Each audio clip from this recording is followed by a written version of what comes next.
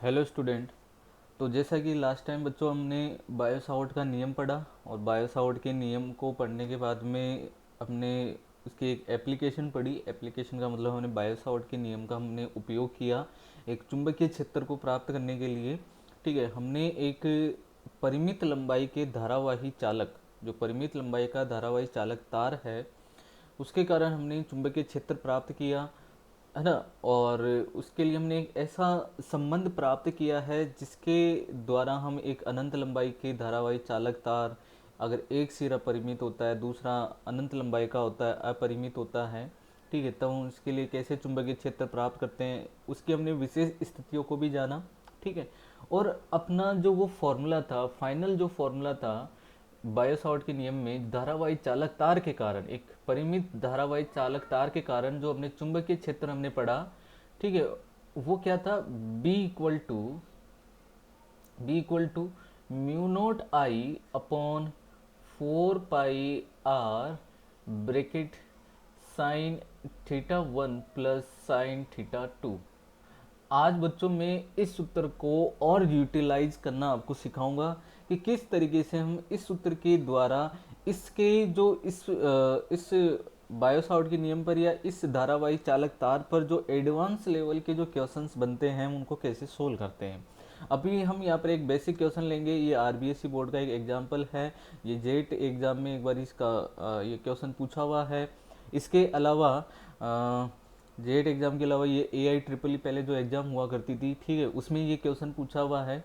ठीक है, मतलब आज हम जी एडवांस लेवल के इस पर बेस कुछ क्वेश्चंस को समझने वाले हैं। ठीक है, तो हम स्टार्ट करते हैं एक साधारण से क्वेश्चन पर, कुछ फिर धीरे धीरे हम आगे स्टार्ट करेंगे। ठीक है, कुछ और न्यूमेरिकल्स लेंगे आज। देखिए बच्चों, तो अपने पास में क्या है? अपने पास में एक वर्ग दिया हुआ है बच्चों, और इस वर्ग में आप देख रहे हो कि एक धारा जो है वो इस तरीके से प्रवाहित हो रही है। एक ये धारावाही चालक का निर्माण कर रहा है ये। ठीक है, और इसमें पूछा है कि ये जो ए भुजा वाला ये जो धारावाही जो चालकीय जो वर्ग है उसके केंद्र पर परिणामी चुंबकीय क्षेत्र क्या होगा। इसमें बच्चों इन क्वेश्चंस में आपको मैं कुछ नियम बता देता हूं कि कैसे इनको सोल्व करना होता है, किन बातों का आपको ध्यान रखना होता है। अगर आप इन बातों का इसमें ध्यान रखते हो, इस धारावाही चालक तार पर आधारित जितने भी क्वेश्चंस होते हैं, अगर उनमें आप इन बातों का ध्यान रखते हो, या जितने भी चुंबकीय क्षेत्र से रिलेटेड जो क्वेश्चन होते हैं उनमें इन बातों का ध्यान रखते हो, तो आपका कोई भी क्वेश्चन गलत नहीं हो सकता है। ठीक है, तो हम यहाँ पर सोल्व करते हैं। देखो, बात ध्यान देने वाली सबसे पहली बात है बच्चों कि एक तो आप ध्यान रखो चुंबकीय क्षेत्र की दिशा। सबसे इम्पोर्टेंट बात ही यहाँ पर यही होती है। जितने भी आप चुंबकीय क्षेत्र आप प्राप्त करते हो उनकी चुंबकीय क्षेत्र की आप दिशा ज्ञात करो। अब बहुत सारे धारावाही चालक तार होते हैं, तो उन तार को अलग अलग तार के कारण चुंबकीय क्षेत्र प्राप्त करो। क्या करोगे? अलग अलग तार के कारण चुंबकीय क्षेत्र प्राप्त करिए, और उनकी आप साथ में क्या लिखो? दिशा भी लिखिए। ठीक है, अलग अलग तार के कारण आप ये वाला चुंबकीय क्षेत्र का ये वाला फॉर्मूला आप उपयोग करोगे। ठीक है, चुंबकीय क्षेत्र की दिशा के लिए आप दाहिने हाथ के अंगूठे का नियम का उपयोग करोगे। दाहिने हाथ के अंगूठे के नियम का आप उपयोग करोगे, जो कि मैंने आपको समझा दिया है। ठीक है, ये बातें आपको ध्यान रखनी है इसमें। जैसे अब इसकी बात करते हैं, ये अपने पास में एक वर्गाकार एक लूप दिया हुआ है, हालांकि ये लूप है, एक लूप बना रहा है ये। ठीक है, अब इसके कारण हमें यहाँ पर चुंबकीय क्षेत्र प्राप्त करना है, यहाँ पर हमें चुंबकीय क्षेत्र B प्राप्त करना है। इसके लिए बच्चों हम क्या करेंगे? देखिए, इसके लिए हमें क्या करना चाहिए कि जैसे ये तार है, जैसे मान लो ये AB तार है, तो आप इसको तार नंबर 1 कहो, फिर इसको आप कहो तार नंबर 2, इसको कहो आप तार नंबर 3, अलग अलग कर दो इन तारों को। ठीक है, और ये तार नंबर हो गया 4। तो ये 4 तार मिलकर एक ही भुजा, जिसकी भुजा क्या है? A, ये चारों तार मिलकर क्या बना रहे हैं? यहाँ पर वर्ग बना रहे हैं। तो सिंपल सी बात ये है कि जैसे आपको B1 ज्ञात करना है, क्या ज्ञात करना है बच्चों? B1। अब B1 ज्ञात करने के लिए आप तार नंबर 1 पर जाइए, और तार नंबर 1, ये यहाँ पर ये धारा प्रवाहित हो रही है I, इसमें धारा आपको दी हुई है क्या? I। ऊपर की ओर प्रवाहित हो रही है। इस तार की लंबाई क्या है बच्चों, a है, और इसके यहाँ पर केंद्र है ये। तो बताओ केंद्र वाली ये दूरी कितनी हो जाएगी बच्चों, है ना, ये हो जाएगी पूरे एक वर्ग के लिए यहाँ तक की कितनी थी, a है, तो ये कितनी हो जाएगी, a/2 हो जाएगी। अब बच्चों आप देख रहे हो कि ये एक परिमित लंबाई का ये तार है, ठीक है। और इस परिमित लंबाई के तार में अगर आप यहाँ से भी देखो तो ये यहाँ से यहाँ तक इसके केंद्र से ये वाली जो दूरी है, ठीक है, ये कितनी हो जाएगी, a/2। तो बच्चों आप चेक कर सकते हो कि अपना θ1 और θ2, ठीक है, θ1 और θ2 जो है वो दोनों क्या हो जाएंगे, 45 डिग्री हो जाएंगे। देखो ये 45 डिग्री होगा और ये भी कितना बनेगा फिर 45 डिग्री, ज्ञात करके चेक कर लेना, ये a/2, ठीक है। तो यहाँ पर आप क्या चेक कर पा रहे हो कि ये a/2, ये a/2, तो बताओ ये लंब है और ये आधार है, तो tan थीटा इक्वल टू क्या होता है, a/2 डिवाइड a/2 हो जाएगा, मतलब एक बचेगा, tan थीटा इक्वल टू 1, मतलब थीटा इक्वल टू क्या आ जाएगा, 45 डिग्री आ जाएगा। या आप इसको ऐसे समझिए, भाई वर्ग है और वर्ग के केंद्र पर, देखो वर्ग के केंद्र पर बनने वाला जो कोई भी केंद्र पर, कोई भी लूप के केंद्र पर बनने वाला जो कोण है वो कितना होता है, टोटल 360 डिग्री होता है। और ये इक्वल है भुजा, ठीक है, इक्वली डिवाइड हो रही है कोण, तो बताओ ये 90-90 डिग्री के कोण हो जाएंगे। तो ये जब 90-90 डिग्री के कोण हो गए तो बच्चों ये वाला कोण कितना बच गया, 45 डिग्री, ये वाला कोण कितना बच गया, 45 डिग्री। तो आप इस तरीके से इन क्वेश्चंस को सोल्व कर सकते हो, है ना। ये वाला कोण कितना हो गया, 45 डिग्री, ये वाला कोण कितना हो गया, 45 डिग्री। तो सिंपल सी आपको बात समझ में आ रही है। अब दूसरी बात इसमें ध्यान देने वाली क्या थी, चुंबकीय क्षेत्र की दिशा। अब जो आप चुंबकीय क्षेत्र यहाँ पर ज्ञात करोगे, अब ये धारा आपको क्या करना है, क्योंकि मैं जो पढ़ा रहा हूँ ना, तो एक्चुअल में मैं कैमरे के सामने हूँ, तो कैमरे के सामने जो मैं करूँगा वो वास्तव में जो मैं कर रहा हूँ वो आपको उल्टा दिखाई दे रहा होगा, ठीक है। तो एक्चुअल में जब धारा ऊपर की ओर प्रवाहित हो रही है तो मेरे लिए यहाँ पर देखो अंगूठे को अपन ऊपर की ओर रखेंगे धारा की दिशा में, और ये अंगुलियां घूमती हुई ऐसे आएगी, इस तरीके से, इस तरीके से, है ना। तो मेरे लिए तो ये चुंबकीय क्षेत्र कहाँ पर जा रहा है, अंदर जा रहा है। आप इसको ध्यान रखो, इस पूरे तल को ध्यान रखो, ये एक पूरा तल है और इस तरफ ये बायां तल है और इधर ये दायां तल है। तो आप देखोगे कि जब आप अंगूठे को पकड़ते हो तो इधर से अंगुलियां बाहर निकलती है घूमती हुई, और इधर जाएगी तो अंगुलियां क्या करेगी, अंदर जाएगी।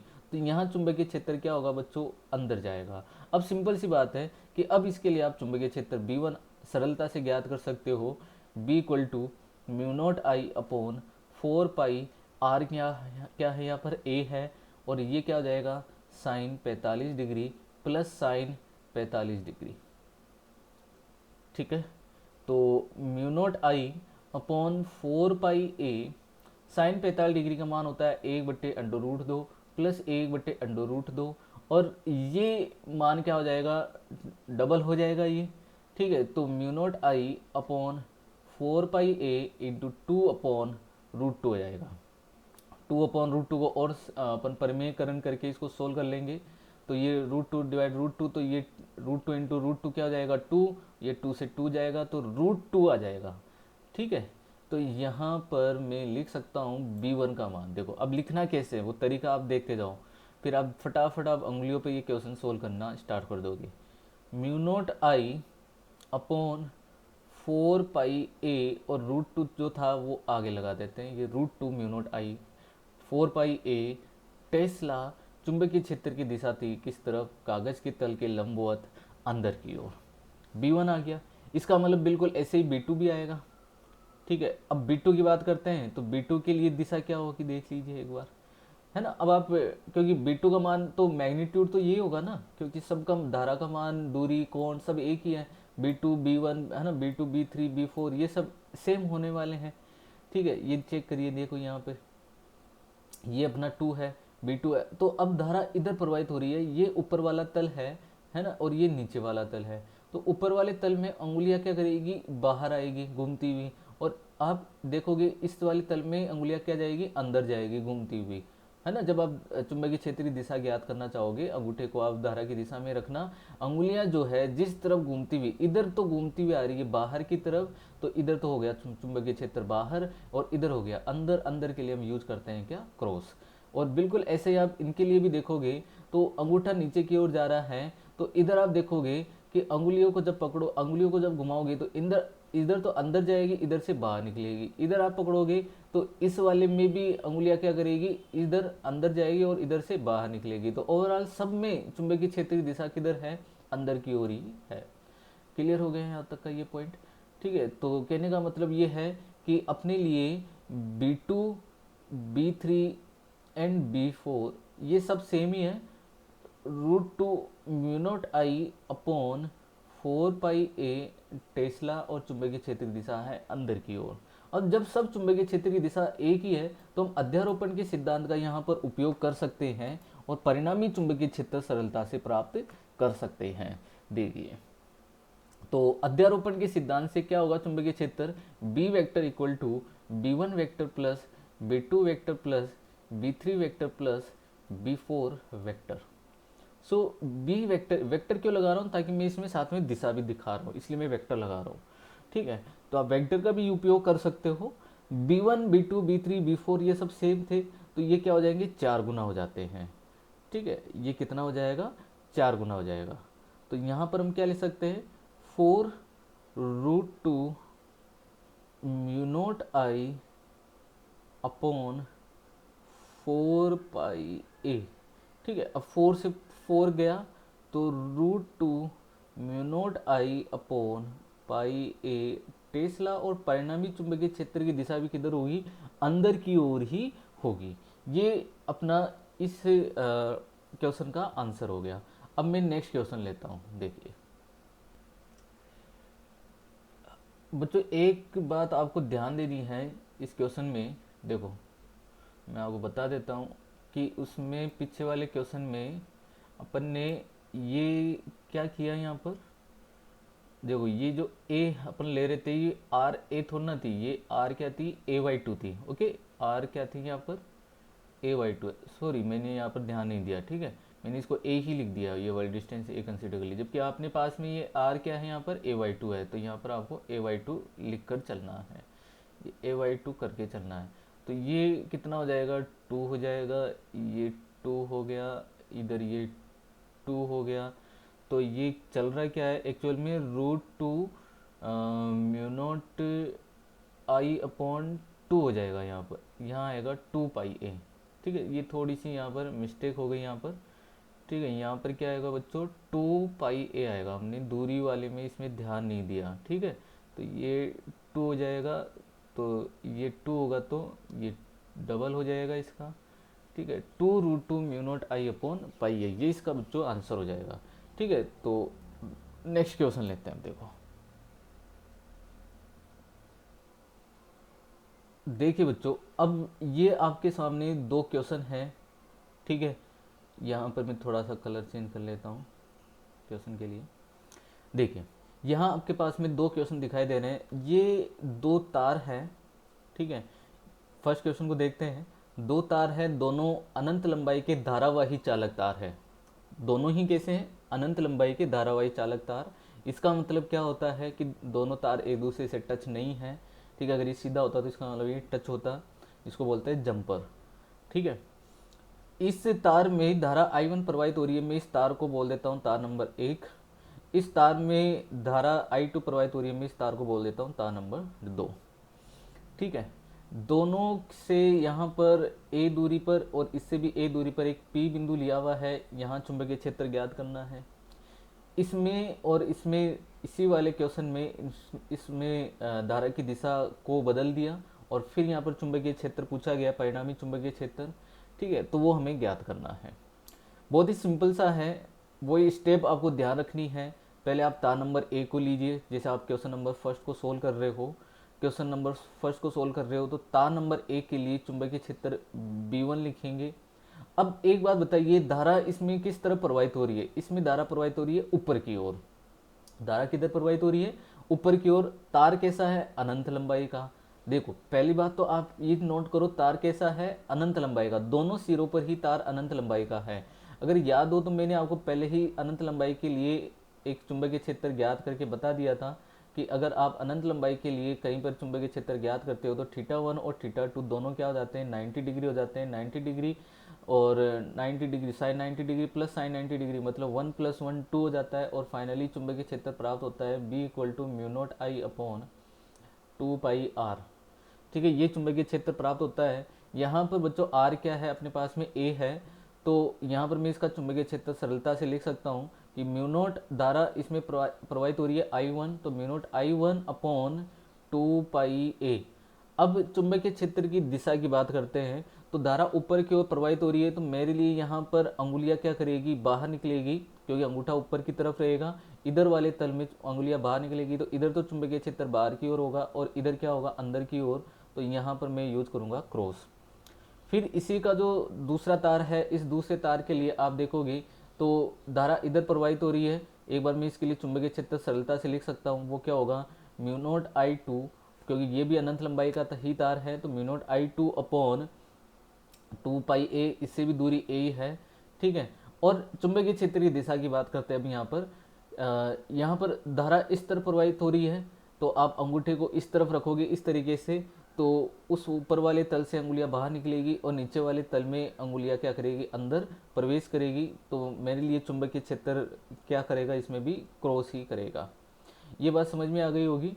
ठीक है, इसमें भी चुंबकीय क्षेत्र अंदर जाएगा और इसकी वजह से भी यहाँ से अंगुलियां बाहर निकलती हुई ऐसे जाएगी, घूमती हुई अंदर जाएगी, तो यहाँ पर भी चुंबकीय क्षेत्र अंदर जाएगा।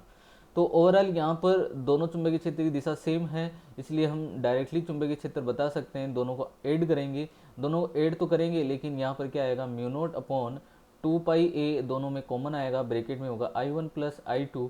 और जो ओवरऑल जो परिणामी चुंबकीय क्षेत्र भी हमें प्राप्त होगा, उसकी दिशा भी किधर जाएगी, फिर अंदर ही होगी। जो परिणामी चुंबकीय क्षेत्र होगा उसकी दिशा भी किधर है बच्चों, अंदर की ओर ही होगी। ये बात आपको समझनी चाहिए यहाँ पर। ठीक है, अब आगे इस वाले क्वेश्चन को सोल्व करते हैं। ठीक है, तो इस क्वेश्चन में क्या है, मैं एक बार इसको इधर वाले पोर्शन को इरेज कर देता हूं।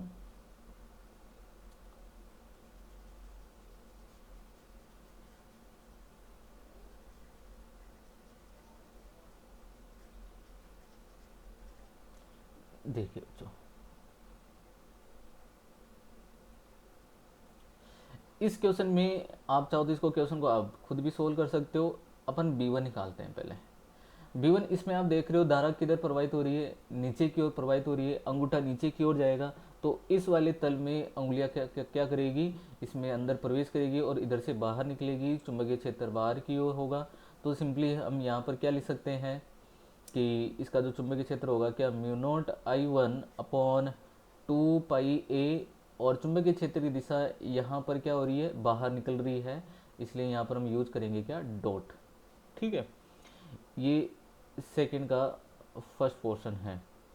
सेकंड पोर्शन में अपन देखें, इसका मतलब B2 निकालना है हमें। ठीक है, तो B2 में धारा इस तरह प्रवाहित हो रही है, तो आप सिंपली देखोगे इसमें अंगुलियां अंदर प्रवेश करेगी। ठीक है, यहाँ पर अंदर प्रवेश करेगी, तो यहाँ पर क्या लिखेंगे, μ0 I2/2πa, और यहाँ आएगा क्या, क्रॉस। तो परिणामी चुंबकीय क्षेत्र आप देखोगे तो अपन क्या लिख सकते हैं, μ0/2πa कॉमन ले लेंगे और यहाँ लिखेंगे I1 - I2 लिखेंगे बच्चों, यहाँ पर लिखेंगे I1 - I2।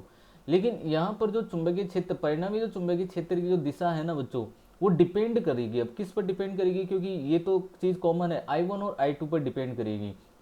अगर यहाँ पर देखो, मैं यहाँ पर चुंबकीय क्षेत्र की दिशा के बारे में भी अच्छा सा तुम्हें एक बार समझा देता हूँ, ताकि कोई भी कॉन्सेप्ट आपके लिए मतलब पूरा कॉन्सेप्ट क्लियर हो जाए।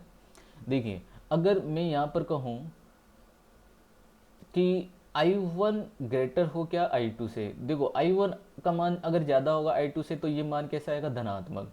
और I1 किसके लिए, B1 के लिए, और B1 का चुंबकीय क्षेत्र की दिशा किधर है, बाहर की ओर। तो ऐसी स्थिति में जो चुंबकीय क्षेत्र होगा वो क्या होगा, बाहर की ओर होगा, उसकी दिशा बाहर की ओर होगी। ठीक है, लेकिन अगर यहाँ पर I2 ग्रेटर होगा किससे, I1 से, तो सिंपली बात है कि I2 को आपको यहाँ लिखना होगा, I1 को यहाँ लिखना होगा, तभी ये धनात्मक आएगा, और तब ये चुंबकीय क्षेत्र की दिशा किधर हो जाएगी, बाहर की ओर। ये सब डिपेंड करता है इनके मैग्नीट्यूड पर, धारा के मैग्नीट्यूड पर ये डिपेंड करता है। तो ये क्वेश्चन भी आपका क्लियर हो गया होगा। नेक्स्ट क्वेश्चन लेते हैं अब। अब देखिए बच्चों, ये आपके सामने एक क्वेश्चन है, बहुत अच्छा क्वेश्चन है। देखिए इसमें आपके पास में दो धारावाही चालक तार दिए हुए हैं, दोनों ही अनंत लंबाई के धारावाही चालक तार हैं, अनंत लंबाई के है ये, ठीक है, इनफाइनाइट लॉन्ग वायर है ये। और इनमें एक्चुअल में हो रहा क्या है कि एक में धारा वाई वाले जो इसमें जो तार रखे हुए हैं ना, ये एक्चुअल में कोऑर्डिनेट के अलोंग रखे हुए हैं। कोऑर्डिनेट मतलब निर्देशांक, तीन निर्देशांक होते हैं, एक्स वाई एंड जेड, ठीक है, एक्स वाई एंड जेड इस तरीके से हैं, ये कोऑर्डिनेट होते हैं इस तरीके से, ठीक है। ये देखिए, और इस कोऑर्डिनेट में ये अपना एक्स एक्सिस है, ठीक है, ये अंगूठा जो दिखाई दे रहा है ये वाई एक्सिस है, और ये जो है वो जेड एक्सिस है।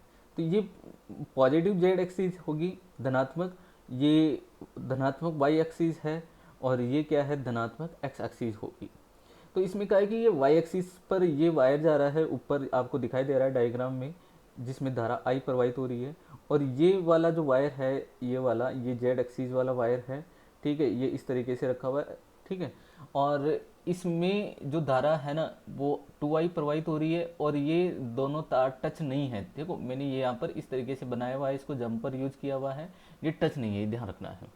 और इसके केंद्र से ये इसका ओरिजिन पॉइंट है कोऑर्डिनेट का, और यहाँ से इधर एक्स एक्सिस पर ये पी पॉइंट है इस जगह, ठीक है, यहाँ पर मान लो कोई पी पॉइंट है इस जगह, और इसका एक कोऑर्डिनेट दिया हुआ है x00, ठीक है। और यहाँ पर चुंबकीय क्षेत्र पूछा है, पी पॉइंट जो है ना, यहाँ पर परिणामी चुंबकीय क्षेत्र पूछा है। तो आपको डायग्राम को थोड़ा इस तरीके से लेकर ही चलना है, कोऑर्डिनेट के रूप में लेकर चलना है, आपको समझ लेना है कि क्या होगा और किधर इसमें परिणामी, क्योंकि इसमें इंपॉर्टेंट रोल है चुंबकीय क्षेत्र की दिशा, तभी आप यहाँ पर परिणामी चुंबकीय क्षेत्र ज्ञात कर सकते हो।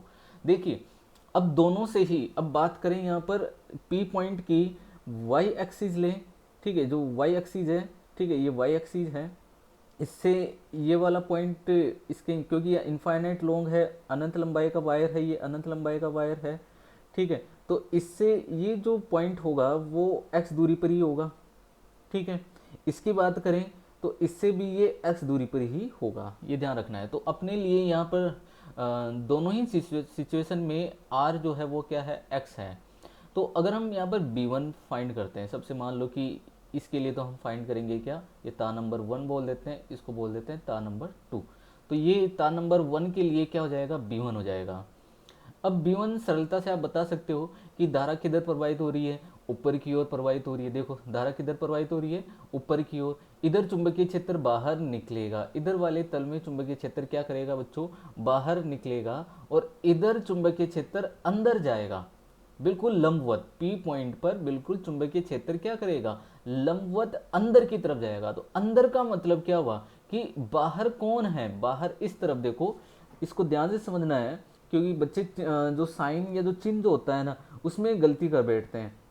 देखो ऊपर ये जा रहा है पॉजिटिव, ठीक है, अब ऊपर पॉजिटिव है तो इसमें ये अंदर जा रहा है, इधर अंदर जा रहा है, तो ये ठीक है। अब देखो ये वाला तो है पॉजिटिव, अब इधर चुंबकीय क्षेत्र ऐसे चला गया, ठीक है, इसमें चुंबकीय क्षेत्र देखो यहाँ पर ये जा रहा है, इस तरफ धारा ऐसे प्रवाहित हो रही है, ठीक है, तो इसमें यहाँ पर क्या करेगा, चुंबकीय क्षेत्र प्रवेश करेगा।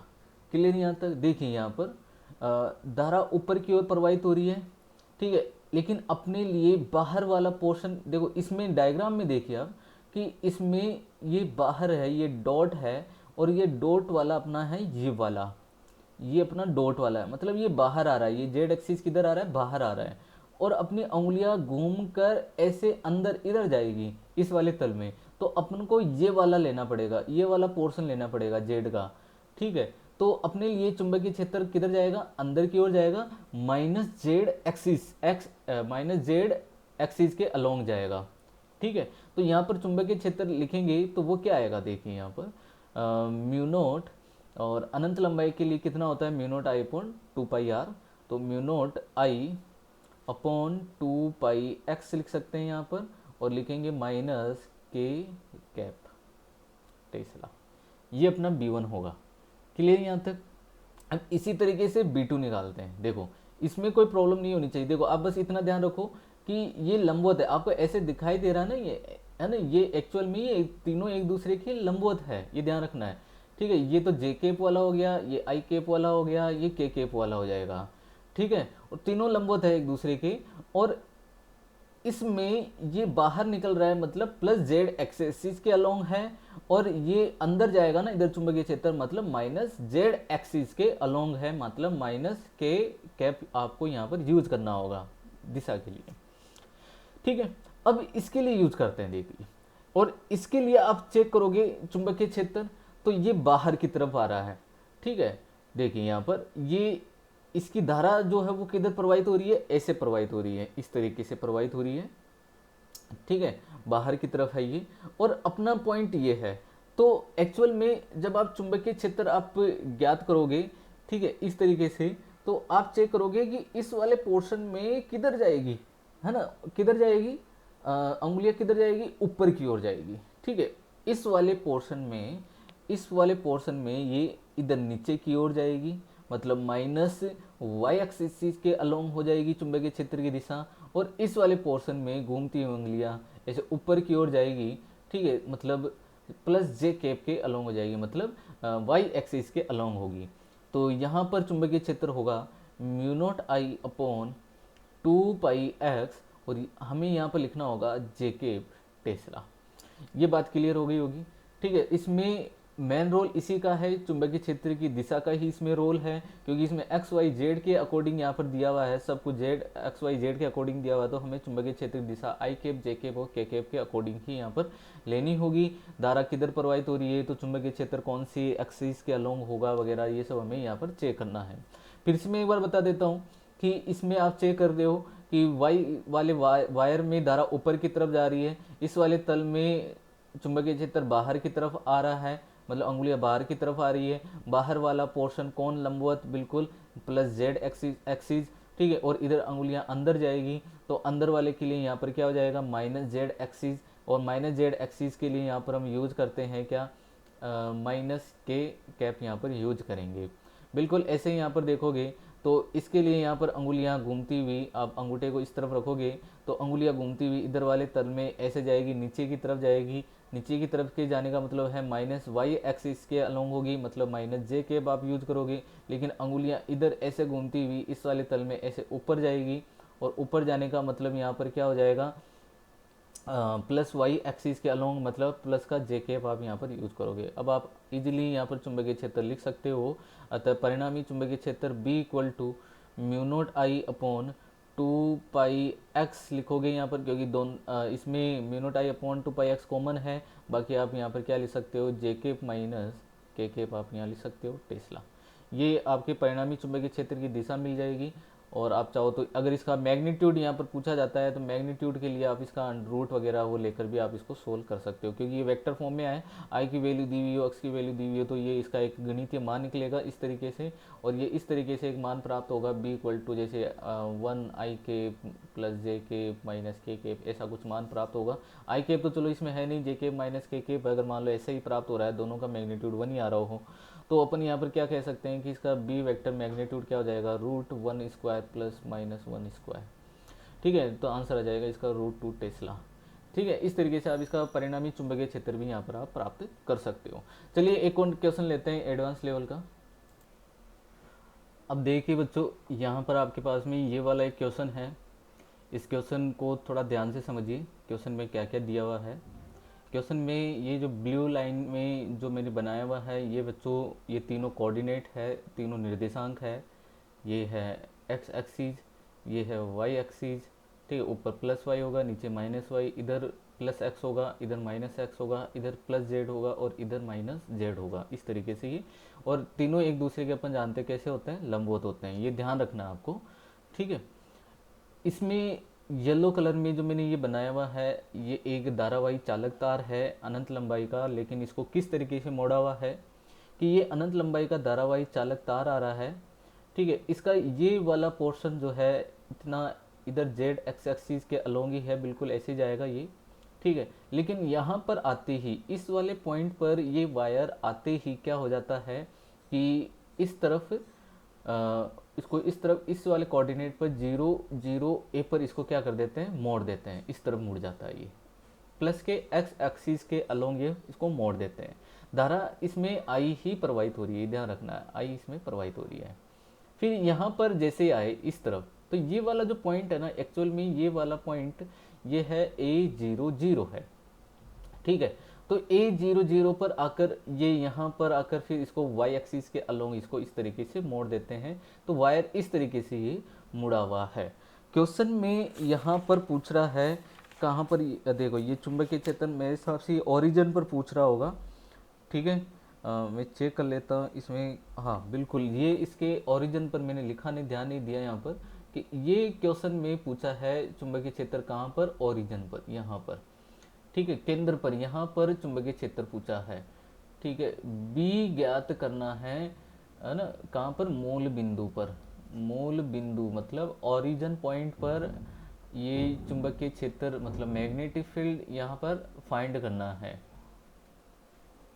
ठीक है। मूल बिंदु पर या ओरिजिन पॉइंट पर मैग्नेटिक फील्ड फाइंड करना है, ठीक है।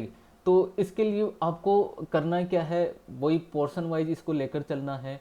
देखिए आप सबसे पहले तार नंबर 1 लीजिए, फिर तार नंबर 2, तार नंबर 3, तार नंबर 4, इस तरीके से लीजिए, ठीक है। ये अपना हो जाएगा तार नंबर 1, ये अपना हो जाएगा तार नंबर 2, ये वाला होगा फिर तार नंबर 3, फिर ये वाला होगा तार नंबर 4, इस तरीके से। तो 4 चुंबकीय क्षेत्र होंगे, ठीक है।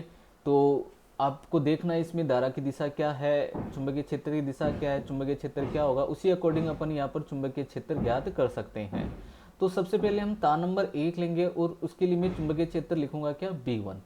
अब सीधे आपको दिखाई दे रहा है तार नंबर 1 जो है ना, तार नंबर 1 बिल्कुल ओरिजिन से होता हुआ जा सकता है। देखो तार नंबर 1 के लिए, इस तार नंबर 1 के लिए ये पॉइंट इसी के एक्सिस पर है। देखो मैं अगर इसका तार नंबर 1 को इस तरीके से बनाऊं, देखिए ये अपना जेड एक्सिस वाला पॉइंट हो गया, ठीक है। धारा इधर ऐसे जा रही है आई, और ये अपना वो ओरिजिन पॉइंट है, तो ये पॉइंट तो इसी पर आ गया ना। इसका मतलब इसके लिए चुंबकीय क्षेत्र सीधे रूप से आप क्या बोल सकते हो, क्या होगा, 0 हो जाएगा। चुंबकीय क्षेत्र क्या होगा बच्चों, 0 होगा। क्यों होगा, क्योंकि इस वाले पोर्शन में कोण क्या हो जाएगा, θ1 और θ2 क्या हो जाएगा, दोनों में ही 0 डिग्री होगा, और इसलिए ये चुंबकीय क्षेत्र आप क्या कहोगे, 0 होगा। पहले का तो आपका आंसर डायरेक्टली निकल रहा है। अब दूसरे की बात करते हैं, यहाँ पर B2 की बात करते हैं। देखिए B2 याद करना है। B2 में देखिए यहाँ पर B2 की बात करें तो B2 में अगर आप देखो तो ये किस तरीके की सिचुएशन बन रही है। आप पहले इस चीज़ को ऐसे चेक करिए आप कि ये सिचुएशन कैसे बन रही है, इसको एनालाइज करिए इस तरीके से कि ये अपना ये वायर है परिमित लंबाई का, और ये अपना है ओरिजिन पॉइंट, ये है अपना ओरिजिन पॉइंट, ठीक है। इस तरीके से ये वाली सिचुएशन बन रही है, ठीक है। ये वाला पॉइंट, ठीक है, मतलब ये ओरिजिन पॉइंट है, इस वाले सिरे से ये A दूरी पर है। देखो ये A लिखा हुआ है, तो ओरिजिन मतलब केंद्र, ये इसका जो मूल बिंदु है वो इस वाले सिरे से, ये वाला जो सिरा है उससे कितनी दूरी पर है, ये A पर है। तो ये अपना है वो Z वाला 0 0 A है, तो ये इतनी दूरी बच्चों क्या हो गई, A हो जाएगी। बिल्कुल ऐसे ही इससे ये वाली दूरी देखें, इससे, ठीक है, ये वाली अपन दूरी देखें इस वाली सिरे से, तो ये दूरी क्या होगी यहाँ पर। तो आप चेक करोगे कि इस वाले पॉइंट से, ठीक है, इस वाले पॉइंट के लिए ये दूरी देखो, यहाँ से ये भी, ये वाली डिस्टेंस चेक करिए एक बार, ये वाली डिस्टेंस देखो, ये भी कितनी है, A है। यहाँ पर क्या लिखा हुआ है, A00, तो ये भी कितनी है, A है। देखो ये भी कितनी है, A है, ये ध्यान रखो, ये भी A और ये भी A। तो बच्चों ये वाला जो कोण बनेगा, ठीक है, ये कितना होगा, 45 डिग्री होगा। ये वाला कोण कितना होगा, 45 डिग्री होगा। मतलब अपने लिए एक θ1 तो 0 डिग्री होगी, क्योंकि ये वाला पॉइंट तो इसी पर लाई कर रहा है। तो यहाँ पर हम कहेंगे θ1 तो क्या होगा, 0 डिग्री होगा, और θ2 क्या होगा, यहाँ पर 45 डिग्री होगा। तो सीधे रूप से आप यहाँ पर B2 की वैल्यू अब लिख सकते हो डायरेक्टली कि B2 जो प्राप्त होगा वो क्या होगा, μ0I अपॉन 4π। देखो कोऑर्डिनेट में ये A डिस्टेंस पर है, आप इससे जो चुंबकीय क्षेत्र प्राप्त कर रहे हो, ठीक है, वो इस वाले पॉइंट से प्राप्त कर रहे हो, ठीक है। तो यहाँ पर हम क्या लिखेंगे, μ0I अपॉन 4π A ब्रैकेट में sin 0 डिग्री, ठीक है, एंड प्लस साइन 45 डिग्री, इस तरीके से आप लिखोगे। साइन 0 डिग्री का मान 0 हो जाएगा और साइन 45 डिग्री का मान क्या होगा, 1/√2। तो B2 का मान कितना आएगा यहाँ पर, μ0I/√2 4πa, ये मान हमें प्राप्त होगा। इसमें आप इसका प्रमेयीकरण करके भी आप इसको आगे और लिख सकते हो। अब देखो यहाँ पर बात आती है चुंबकीय क्षेत्र की दिशा की। तो अब इसमें धारा किधर प्रवाहित हो रही है, इस दिशा में प्रवाहित हो रही है। और आप जब अपनी अंगूठे को इस तरफ करोगे तो आप देखोगे अंगुलियां इस डायरेक्शन में बाहर निकलेगी और ये ऊपर की ओर जाएगी और ऐसे घूमती हुई फिर इस वाले तल में ऐसे नीचे की तरफ जाएगी। क्लियर यहाँ तक? आप चेक कर रहे हो कि जब धारा इधर प्रवाहित हो रही है, अंगूठा इस तरफ है, तो अंगुलियां किधर जाएगी, ऐसे ऊपर की ओर निकलेगी। तो यहाँ पर चुंबकीय क्षेत्र होगा जे केप लिखेंगे। यहाँ पर चुंबकीय क्षेत्र के लिए क्या लिखेंगे, दिशा के लिए जे केप लिख देंगे यहाँ पर, टेस्ला। ठीक है, आप प्रमेयीकरण जब आप इसका करोगे तो √2/√2 हो जाएगा। तो ये आप इसको लिख सकते हो √2 μ0I/ नीचे 2 बचेगा, तो ये हो जाएगा 8πa जे केप, आप इसको लिख सकते हो और आगे इसको सोल्व करें तो। ठीक है, चलिए आगे। अब अपन बढ़ते हैं तार नंबर 3 पर। इस तार नंबर 3 की बात करते हैं। तार नंबर 3 के लिए हम चुंबकीय क्षेत्र प्राप्त करेंगे B3 में। यहाँ पर कर देता हूँ, ठीक है, थोड़ा सा इसको सही कर देता हूँ। B3 निकालते हैं। देखिए B3 निकालें तो अब B3 के लिए देखो ये वाला पॉइंट तो वही वापस आ गया। ठीक है, मतलब ये वाली सिचुएशन यहाँ पर बन रही है, यही सिचुएशन बन रही है। देखो ये वाला सिरा, ठीक है, तो इसका मतलब कोण वही बन रहा है 45 डिग्री। ये बात क्लियर हो गई होगी आपको। ठीक है, तो अब आप इजीली यहाँ पर बता सकते हो कि इसका चुंबकीय क्षेत्र क्या होगा। इसका चुंबकीय क्षेत्र भी यही प्राप्त होगा √2 μ0I/8πa, क्योंकि एक से तो θ1, इससे ये वाला सिरा जो है ना, ये वाला पॉइंट, इससे जो θ1 बनाएगा वो 0 डिग्री बनाएगा, और ये वाला जो पॉइंट है ना, ये वाला पॉइंट इससे बनाएगा कितना, 45 डिग्री का कोण बनाएगा। ठीक है, तो मतलब वही sine 0 degree plus sine 45 degree, तो मैं डायरेक्टली लिख सकता हूँ B3 इक्वल टू बच्चों क्या हो जाएगा, √2 μ0I/8πa हो जाएगा। ठीक है, और अब चुंबकीय क्षेत्र की दिशा की बात करते हैं। तो अब धारा इधर प्रवाहित हो रही है, ठीक है, ऐसे प्रवाहित हो रही है, जेड एक्सिस के -z एक्सिस में ये धारा प्रवाहित हो रही है। ठीक है, तो आप अंगूठे को जब इधर करते हो तो अपनी अंगुलियां किस तरफ निकलेगी, अंगुलियां निकलेगी ऐसे ऊपर की ओर, ऐसे घूमती हुई, ऐसे घूमती हुई ऐसे आएगी। ठीक है, इधर तो जाएगी नीचे की ओर, इधर जाएगी ऊपर की ओर। तो इसमें भी चुंबकीय क्षेत्र किधर होगा, ऊपर की ओर ही होगा, जे केप के अलोंग होगा। ठीक है, अब तार नंबर 4 की बात करते हैं। तार नंबर 4 के लिए हम लिखेंगे B4। अब ये तो बहुत ही सिंपल सी है कि इसमें एक तो क्या हो गया, सिरा परिमित लंबाई का, और एक हो गया अनंत लंबाई का। ठीक है, और इसके लिए अगर आप चुंबकीय क्षेत्र ज्ञात करते हो तो एक θ1 तो आपके लिए क्या है 0 डिग्री, और एक θ2 क्या आपके लिए 90 डिग्री है। तो 0 डिग्री वाला 0 हो जाता है, 90 डिग्री वाला 1 हो जाता है, और फाइनली चुंबकीय क्षेत्र क्या बचता है, μ0I/4πa। देखो यहाँ पर 4πa, ये अगर ये 0 डिग्री दूसरा 90 डिग्री हो जाएगा तो 0 डिग्री वाला 0 हो जाएगा, 90 डिग्री वाला 1 हो जाएगा, और ये वाला मान बच जाएगा। तो μ0I/4πa लिखेंगे। और इसके लिए अगर हम चुंबकीय क्षेत्र प्राप्त करें तो अंगूठा किस तरफ जा रहा है, ऊपर की ओर जा रहा है, ऐसे। ठीक है, तो अपनी अंगुलियां ऐसे निकलेगी बाहर, ऐसे निकलेगी बाहर इस तरफ। तो किस तरफ निकल रही है, जेड वाले एक्सिस के अलोंग निकल रही है। तो हम यहाँ पे क्या लिखेंगे, के केप लिखना होगा यहाँ पर। ठीक है, और ये टेस्ला। तो ये अपना चुंबकीय क्षेत्र, चारों चुंबकीय क्षेत्र हमें प्राप्त हो गए, और डायरेक्टली हम यहाँ पर अब चुंबकीय क्षेत्र B इक्वल टू लिख सकते हैं B1 + B2 + B3 + B4।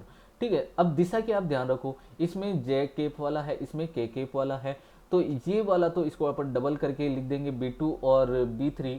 ठीक है, इन दोनों को हम डबल करके लिख देंगे और जे केप यहाँ पर लिख देंगे। तो मैं डायरेक्टली लिख रहा हूँ इसको, तो 2√2 μ0I/8πa, ये तो हो गया जे केप। मैंने दोनों को ऐड कर दिया, B2 और B3 को, और B1 तो 0 है ही, और ये है B4। ठीक है, B4 वाला हो जाएगा क्या, μ0I/4πa, ये हो जाएगा के केप हो जाएगा। अब यहाँ से ये 2 से ये 4 टाइम कैंसिल हो जाएगा, और चुंबकीय क्षेत्र आप सरलता से प्राप्त कर सकते हो। देखिए, हाँ, तो यहाँ पर अब कितना बच गया अपने पास में, √2 μ0I/4πa जे केप। तो सीधी सी बात यह है कि यहाँ पर μ0I/4πa जो है वो कॉमन आ रहा है, तो अब हम यहाँ पर क्या लिख सकते हैं, mu naught I upon 4 pi A, ये तो हमने कॉमन ले लिया, और इधर बच जाएगा √2 JK बच जाएगा, तो लिखेंगे √2 JK प्लस के। ये अपना परिणामी चुंबकीय क्षेत्र, परिणामी नहीं बोलेंगे, एक वेक्टर फॉर्म में, एक सदिश रूप में हमें ये चुंबकीय क्षेत्र प्राप्त हो गया, ये सदिश रूप में चुंबकीय क्षेत्र हमें प्राप्त हुआ है। ये बातें क्लियर हो गई। अगर आपको इसका मैग्नीट्यूड पूछा जाता है, इसका परिमाण पूछा जाता है, तो वही डायरेक्टली आपको इसका पहले ये वैल्यू निकाल लेना, ये सब मल्टीप्लाई हो जाएगी, फिर वही रूट वाला फॉर्मूला लगाकर आप इसको इजीली सोल्व कर सकते हो। ठीक है, तो इस तरीके से ये क्वेश्चन हम सोल्व करते हैं। और भी क्वेश्चन बनते हैं, जैसे मान लो कि एक क्वेश्चन में और समझाता हूँ, फटाफट देखिए, एक और क्वेश्चन समझा देता हूँ। ये लीजिए, मैं फटाफट ले लेता हूँ क्वेश्चन नंबर 5। देखिए क्वेश्चन नंबर 5 में फटाफट लेता हूँ। देखिए क्वेश्चन नंबर 5 क्या है, कौन सा क्वेश्चन लूँ, चलिए ये वाला क्वेश्चन लेता हूँ। देखिए ये इसमें एक ऐसा लूप दिया हुआ है बच्चों, इस तरीके से वर्गाकार रूप में है ये, और फटाफट सोल्व हो जाएगा, ये आप ध्यान देना। ये थोड़ा एडवांस लेवल का तो नहीं है, ये केवल मेंस लेवल का है। पीछे वाला क्वेश्चन जो मैंने करवाया था वो एडवांस लेवल के क्वेश्चन थे, इस तरीके के क्वेश्चन एडवांस लेवल। हालांकि अभी तो मैंने एक धारावाही चालक तार पर ही बेस क्वेश्चन करवा रहा हूँ। जब अपन इनको कंबाइन करेंगे, लूप को है ना, चाप को, सीधे तार को, इन सबको जब हम कंबाइन करेंगे ना, तब ये क्वेश्चन और एडवांस लेवल के बन जाएंगे। ठीक है, जैसे मैंने आपको कल बताया था कि किस तरीके के एडवांस क्वेश्चन और हो सकते हैं। जैसे मैंने कहा एक सीधा तार है अपने पास में अनंत लंबाई का, और मैं इसको ऐसे मोड़ दूँ, देखो ऐसे मोड़ दूँ, देखो इस तरीके से आ रहा है, अनंत लंबाई का तार आ रहा है। ठीक है, मैंने इसको ऐसे किया, मोड़ा, और फिर आगे इसको ऐसे ले गया, ऐसे मोड़ दिया। मैंने कहा यहाँ चुंबकीय क्षेत्र बताओ। यह हो सकता है मैं एक अनंत लंबाई के तार को लूँ, और ये इस तरीके से आ रहा है, ठीक है, और मैंने इसको यहाँ से ऐसे मोड़ा थोड़ा सा, अरे और ऐसे ले गया, इसको इस तरीके से ले गया, फिर यहाँ चुंबकीय क्षेत्र पूछ लूँ। ठीक है, यह हो सकता है कि ये ऐसे आ रहा है, ठीक है, अनंत लंबाई का तार ऐसे आ रहा है, और मैंने इसको ऐसे मोड़ा, ठीक है, और फिर मैं इधर ले गया ऐसे, और फिर मैं यहाँ पर चुंबकीय क्षेत्र पूछ लूँ। बात समझ में आ रही है, धारा मान लो ऐसे प्रवाहित हो रही है इसमें। ठीक है, तो ये बहुत सारे क्वेश्चन बच्चों यहाँ पर बनते हैं, इस तरीके के बहुत सारे क्वेश्चन बन जाते हैं। ठीक है, और ये देखो चाप वाला, इसमें एक चाप भी आ रहा है, एक सीधे तार भी आ रहे हैं, तो ये कॉन्सेप्ट डबल कॉन्सेप्ट हो जाते हैं, इसमें सब ऐड हो जाते हैं सारे के सारे, तो ये मिक्सअप हो जाते हैं। तो ये भी एक एडवांस लेवल के ही क्वेश्चन है, ये सब मैं आपको करवाऊंगा आगे, जब अपन धारावाही वर्ताकार लूप के लिए चुंबकीय क्षेत्र पढ़ेंगे, चाप के लिए चुंबकीय क्षेत्र पढ़ेंगे, कोई चाप हो, ठीक है, किसके उसके लिए हम कैसे धारावाही चाप के लिए चुंबकीय क्षेत्र कैसे ज्ञात करते हैं, है ना, अर्धवर्तीय लूप के लिए हम कैसे, धारावाही लूप के लिए कैसे हम चुंबकीय क्षेत्र ज्ञात करते हैं, ये सब बातें मैं आपको सिखाऊंगा। एक एक कॉन्सेप्ट में यहाँ पर आपको सिखा रहा हूँ। हमने पहले अभी तक देखो, अभी तक हमने क्या किया है, यहाँ पर जो हमने परिमित लंबाई का जो सीधा धारावाहिक जो तार है उसके लिए हमने चुंबकीय क्षेत्र ज्ञात करना सीखा। फिर मैंने उसकी विशेष स्थितियां आपको अलग से बताई कि कैसे हम उनके लिए उस फॉर्मूले को हम यूज करते हैं, कैसे हम उनके लिए चुंबकीय क्षेत्र ज्ञात करते हैं। फिर मैंने यहाँ पर कुछ 5 एग्जाम्पल लिए, डिफरेंट एग्जाम्पल है सभी के सभी, ठीक है, और उसके लिए हम यहाँ पर अब ज्ञात करेंगे चुंबकीय। जैसे ये वाला एग्जाम्पल है, इस एग्जाम्पल में क्या कहा है कि ये ए पॉइंट है, ये बी पॉइंट है, ये सी पॉइंट है, और ये डी पॉइंट है। इसने कहा है कि ए और सी जो है ना, इसको एक बैटरी से जोड़ा हुआ है। हालांकि इसमें बैटरी नहीं दिखाई है, क्वेश्चन में कहा हुआ है कि एक बैटरी से जोड़ा जाता है। तो बैटरी से जोड़ने पर ये धारा ऐसे प्रवाहित होती है, और ये वर्ग है। अब वर्ग है तो तार की लंबाई बच्चों सेम ही होगी, तार की लंबाई सेम होगी तो इनका प्रतिरोध भी सेम होगा, प्रतिरोध सेम होगा तो बच्चों इनमें धारा भी है ना समान रूप से बढ़ जाएगी। मान लो यहाँ पर धारा जाती है आई, तो बच्चों इसमें धारा क्या जाएगी I/2, और इसमें धारा क्या जाएगी I/2 जाएगी, ये आपको ध्यान रखना है। और धारा, ठीक है, इस इधर से I/2 आएगी, इधर से I/2 आएगी, और इधर से I बनकर इधर से ये निकलेगी। यहाँ केंद्र पर परिणामी चुंबकीय क्षेत्र पूछा है, इस जगह परिणामी चुंबकीय क्षेत्र पूछा है। बहुत ही सिंपल है, आप इजीली आप देख सकते हो कि अगर इन तार को लें अपन, तो ये तार तो केंद्र बिंदु से होकर जाएंगे, तो इनकी वजह से तो चुंबकीय क्षेत्र बच्चों क्या हो जाएगा, 0 हो जाएगा। ठीक है, इस वाले पोर्शन की वजह से, ठीक है, ये जैसे नंबर 1 है, ठीक है, ये नंबर 2 है, ठीक है, तो मैं सीधे रूप से ऐसे बोल सकता हूँ कि B1 और B2 तो बच्चों क्या होगा, 0 होगा। मैं इसको बोलता हूँ नंबर 3, इसको नंबर 4, इसको नंबर 5, और इसको नंबर बोलता हूँ 6। तो अब बच्चों B3 निकालें अपन, इसका B3 निकालें, तो B3 की अपन बात करें तो धारा किधर प्रवाहित हो रही है, ऊपर की ओर प्रवाहित हो रही है, उंगलियां इधर से बाहर निकलेगी और इधर अंदर प्रवेश करेगी। चुंबकीय क्षेत्र यहाँ पर किधर होगा, अंदर की ओर होगा। तो B3 का मान कितना हो जाएगा, मैं डायरेक्टली लिख रहा हूँ mu naught I by 2 upon 4 पाई। और मान लो कि जैसे ये आपको ये आर भुजा दे दी, मान लो कि इसकी भुजा क्या है, आर है, तो मैं यहाँ पर क्या लिख सकता हूँ, आर बाई 2। ये वाली यहाँ से दूरी क्या हो जाएगी, आधी हो जाएगी, आर बाई 2। और चुंबकीय क्षेत्र किधर है, अंदर की ओर है। B4 की बात करते हैं। देखो B4 धारा इधर प्रवाहित हो रही है, उंगलियां इधर से बाहर निकलेगी, देखो इधर से बाहर निकलेगी और इधर से क्या करेगी, इसमें प्रवेश करेगी। तो इसका चुंबकीय क्षेत्र भी यही प्राप्त होगा, mu naught I by 2 upon 4 पाई और वही दूरी आर बाई 2। और चुंबकीय क्षेत्र किधर होगा, अंदर की ओर होगा। B5 की बात करते हैं। धारा ऊपर की ओर प्रवाहित हो रही है और इधर से चुंबकीय क्षेत्र देखो इसमें प्रवेश करेगी और इधर से बाहर निकलेगी। B5 इक्वल टू क्या होगा, mu naught I by 2 upon 4 pi R by 2। लेकिन चुंबकीय क्षेत्र किधर होगा, बाहर की ओर होगा। 6 की बात करते हैं। धारा इधर प्रवाहित हो रही है तो उंगलियां इधर से बाहर निकलेगी, तो B6 जो है वो भी कितना होगा, mu naught I by 2 upon 4 pi R by 2। आप देख रहे हो दो चुंबकीय क्षेत्र की दिशा सेम है, दो चुंबकीय क्षेत्र की दिशा इधर वाले की सेम है, लेकिन ये तो जा रहा है अंदर की तरफ और ये आ रहा है बाहर की तरफ।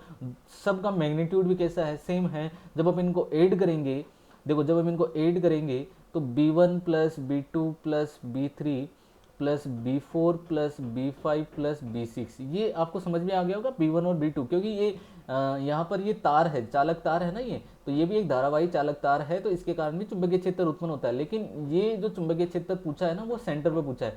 अब ये तार जो है ना वो ये वाला तार है ना, ठीक है, ये वाला जो बिंदु है ना इस तार के लिए बिल्कुल इसके अनुदिश है, ऐसे ये ध्यान रखना है। तब इसके वजह से इनका चुंबकीय क्षेत्र क्या हो जाता है, जीरो, जो कि हमने पीछे वाले में देखा था। ये बात क्लियर होगी और विशेष स्थितियों को जरूर देख लेना ताकि और अच्छे से क्लियर हो जाएंगे। ये तो दोनों जीरो है, 0 प्लस 0, ठीक है। अब B3 B4 B5, अब B3 और B4, तो B3 मान लो B3 की दिशा अंदर की ओर और B5 की दिशा बाहर की ओर, तो B3 और B5 कैंसिल हो जाएंगे, B4 और B6 कैंसिल हो जाएंगे और फाइनली यहाँ पर भी क्या आएगा, 0। तो अंत में इसका जो परिणामी चुंबकीय क्षेत्र हमें प्राप्त होगा बच्चों, वो 0 ही प्राप्त होगा। तो ये यहाँ पर मैंने, हालांकि क्वेश्चन तो और भी बनते हैं, बहुत सारे क्वेश्चन होते हैं, आप इस पर और एडवांस लेवल के क्वेश्चन सोल्व कर सकते हो अगर आपको मेरे ये वीडियो अच्छे लग रहे हैं, ठीक है। अगर आप और क्वेश्चन यहाँ पर चाहते हो, एडवांस लेवल के क्वेश्चन और चाहते हो, तो कमेंट बॉक्स में जरूर डालिए, तभी मैं यहाँ पे आगे कि मुझे लगे कि हाँ लोग इंटरेस्ट ले रहे हो इस पोर्सन में, तो मैं और एडवांस लेवल के क्वेश्चन बनाऊंगा। अदरवाइज मैं कल इस वाले पोर्सन पे बढ़ जाऊँगा आगे, ठीक है। और चाप वाले और वर्तीय, इसके लिए अपन फिर चुंबकीय क्षेत्र प्राप्त करेंगे और फिर मैं आगे वाले एडवांस लेवल के इस पर बेस्ड क्वेश्चंस मैं आपको सोल्व करवा दूंगा। ओके, तो बच्चों आज के लिए इतना ही। थैंक यू, धन्यवाद।